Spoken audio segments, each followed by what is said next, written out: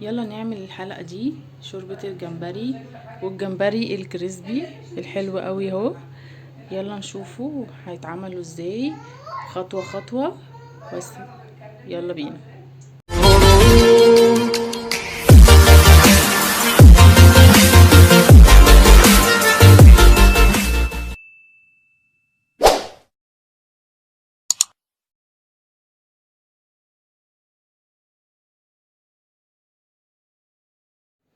السلام عليكم ورحمة الله وبركاته. اهلا بيكم في حلقة جديدة من حلقات مطبخ سومة.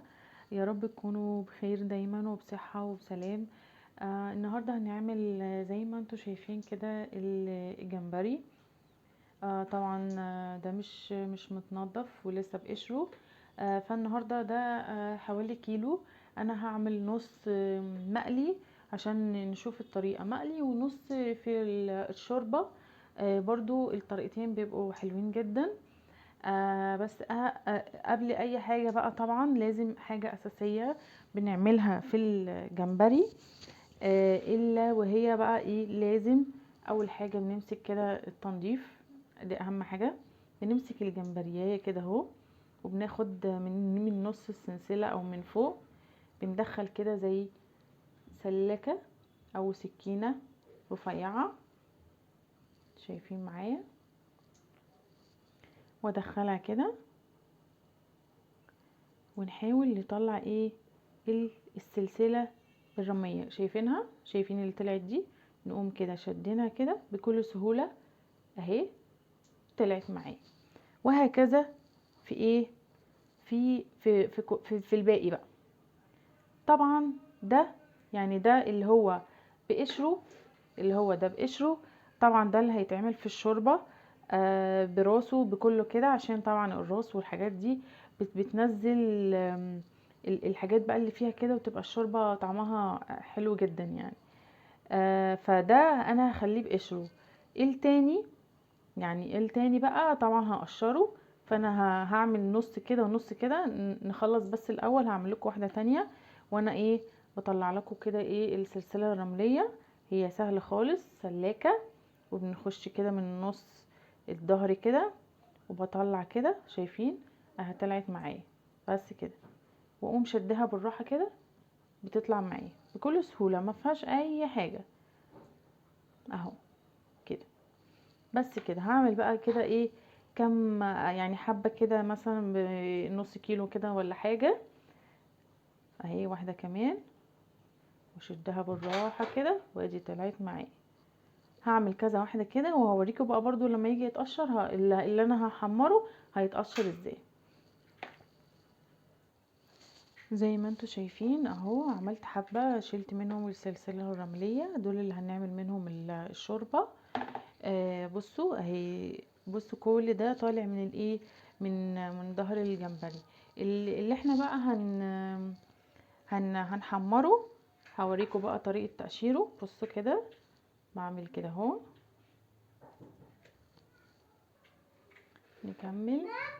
نكمل التقشير. نكمل بقى ايه اللي احنا هنقشره عشان ايه؟ نحمره. احنا برضو هنشيل برضو منه السلسلة وكل حاجة، بس برضو ايه؟ هنشيل ايه؟ القشر كمان معاه. شايفين كده؟ ايوه كده اهو. بص، هو بيتقشر ايه؟ بسهولة يعني، انت مجرد ما تعملي كده هيطلع معاكي القشر. وهنشيل برضو ايه؟ السلسلة برضو منه.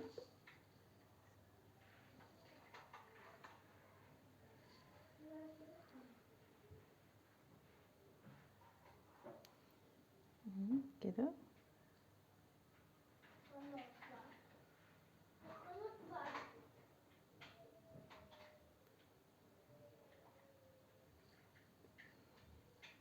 بس كده. وهكذا هعمل لكم واحدة كمان.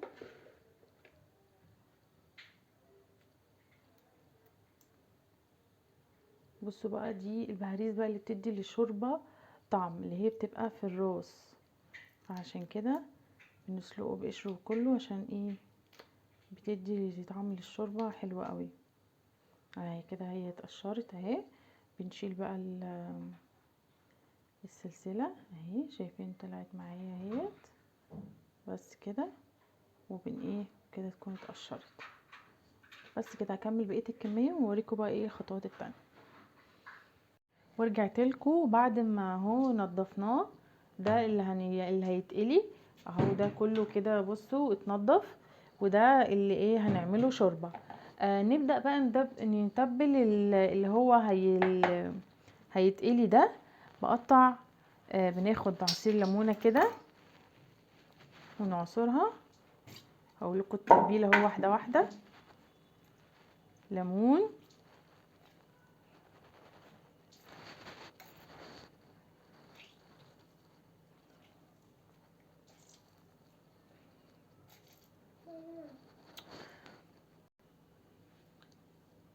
توم مفروم، عصرنا الليمونه، توم مفروم معايا،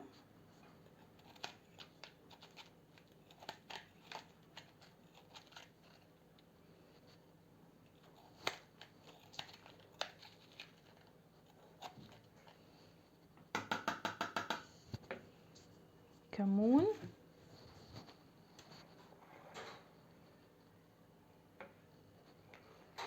يعني نفس تتبيله السمك. بس انا مش بحب احط للجمبري كزبره، السمك بحط له كزبره. فلفل اسود، وطبعا ايه الملح اخر حاجه على حسب بقى، يعني معلقه كده حلوه، معلقه صغيره. بس كده بقلب بقى كل ده كده اهو في التتبيله مع بعض، الثوم والملح والكمون وكله، واسيبه بقى في التتبيله كده ايه لمده مثلا ساعه ساعتين، لغايه لما نيجي بقى نحمره ونعمل له الايه التغليفه الكفر الاخير اللي هنحطه فيه قبل ما ننزل ايه بالزيت. وطبعا هقول لكم ده برضو سهل جدا، شوربه الجمبري سهله جدا. استنوني وهنشوفوا ايه الاكله دي النهارده خطوه بخطوه وبكل سهوله. وده بقى وقت اللي نعمل بقى الكفر بتاع الجمبري. ده دقيق وعليه نشا بس كده، واحنا طبعا حاطين في التتبيله ملح وثوم وكل التوابل بتاعته. بس كده بكل سهوله بقى بناخده كده من التتبيله، بنحطه كده اهو ونخليه على جنب كده. كل واحده ما ينفعش نحط الكميه كلها عشان هتلاقيه لزق في بعض، لا انت هتعملي واحده واحده كده الكفر بتاعها ونحطها على جنب. حتى وانتي بتنزلي برضو في النار ننزلها واحده واحده كده اهو. بس كده هنقعد بقى نعملهم كده كلهم، نكفرهم كده بالدقيق والنشا، وهننزل بقى بيهم في الزيت السخن. تعالوا يلا بينا ننزل بقى في الزيت المرحله اللي جايه. الزيت اهو بتاعنا سخن كويس حلو قوي، بننزل بقى عليه كده. شايفين لازم يكون سخن جامد عشان الجمبري بتاعنا ياخد الايه يبقى كريسبي كده ومقرمش. هنحمرهم بقى، نحمر الكميه، ننزل كده. ضروري يكون كل واحده منفصله عشان ما يلزقوش في بعض اهو شايفين. بعد كده بقى نقوم قلبينه كده على طول، عشان مش عايزين نسوي الجمبري كتير عشان ما يمطش معاكي كده، لا يبقى حلو، ما يبقاش ناشف قوي. يعني تحميره على الوش ده وتحميره وتقومي قلبه تحميره تحميره على الوش التاني على طول. طبعا الجمبري ما بياخدش سوا اصلا، ولا مقلي ولا مسلوق. شايفين لونه حلو وطالع مقرمش ازاي.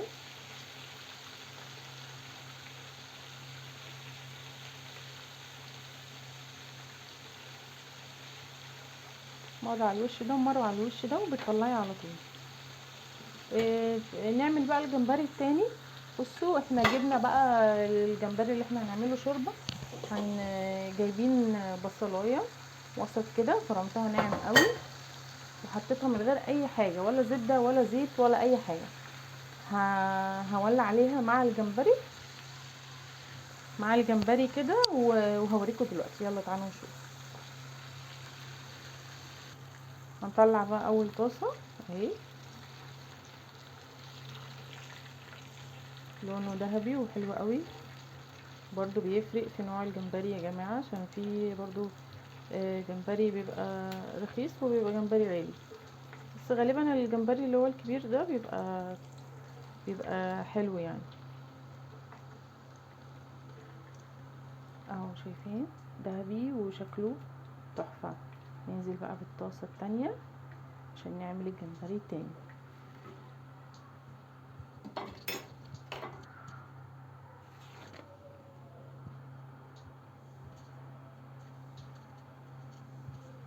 خلي بالنا بقى ان الزيت سخن، فنخلي بالنا نبقى واقفين جنبه على طول عشان الجمبري ما بيحبش سوا كتير.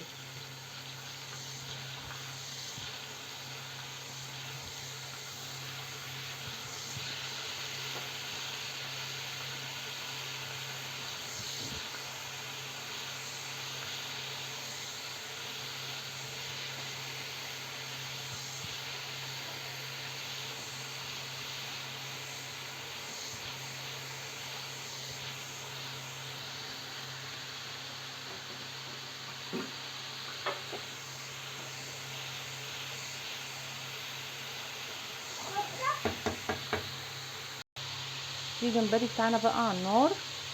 نعمل بقى شوربه الجمبري. بصوا الجمبري زي ما هو اللي هو بقشره، بس شلنا السلسله بتاعته مع البصلايه اللي قلتلكوا عليها. نولع بقى النار كده ونشوحهم مع البصلايه الناعمه اللي انا فرمتها كده من غير اي زيت ولا اي زبده ولا اي حاجه.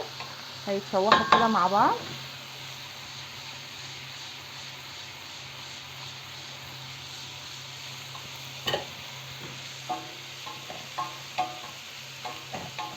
واغطي عليهم كل شويه اقلبهم كده لغايه لما لون الجمبري تلاقيه اتغير معانا للون الاورنج البرتقالي كده يبقى هو كده دخل في السوا. ونزود له الميه والملح والفلفل بتاعته.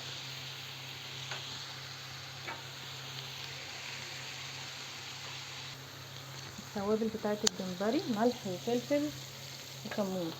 ندي تقليبه برضو وهما بيتشوحوا كده مع البصلايه. شايفين يا جماعه؟ بصوا لونه بقى لونه اورنج ازاي كده. هو بدأ يدخل في السوا. بس اما نخليهم كده نفضل نقلبهم لغايه لما كلهم يبقوا نفس اللون.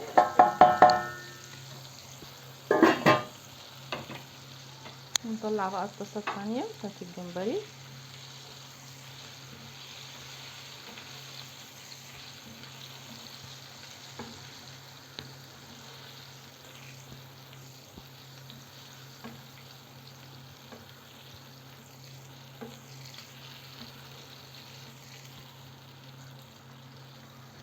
اهو شايفين ذهبي وحلو جدا، لونه حلو جدا وطعمه كمان اكيد ان شاء الله.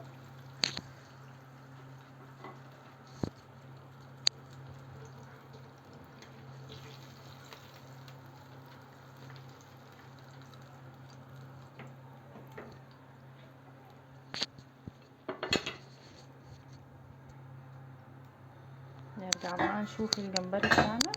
اهو شايفين؟ بصوا بقى كله اللون الاورنج ده كده. هو كده استوى. ننزل بقى عليه عشان ناخد البهاريز بقى اللي نزلت دي كلها بتاعت الشوربه. ننزل بقى عليه بميه سخنه وغلوتين بالظبط وهنقفل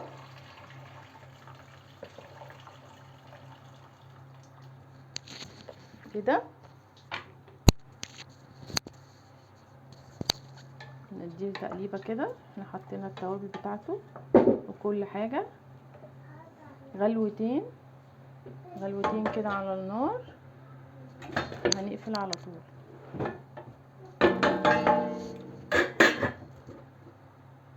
شوربة الجمبري اهي بتغلي خلاص. انا كده هقفل عليها. هتبقى كده استوى وبقت كلها تمام قوي. بس كده يلا بقى نغرف في الاطباق ونوريكم بقى الاكله الجميله دي في الاخر شكلها وصل لايه. وبكده تكون خلصت حلقتنا النهاردة. ده الشكل النهائي لشوربة الجمبري اهو، وادي الجمبري كريسبي خالص يا جماعة شايفينه، وده الرز الصيادية طبعا وطبق السلطة. يا رب تكون الحلقة عجبتكم واستفدتوا منها النهاردة. استناكم في حلقة جديدة، والسلام عليكم ورحمة الله وبركاته.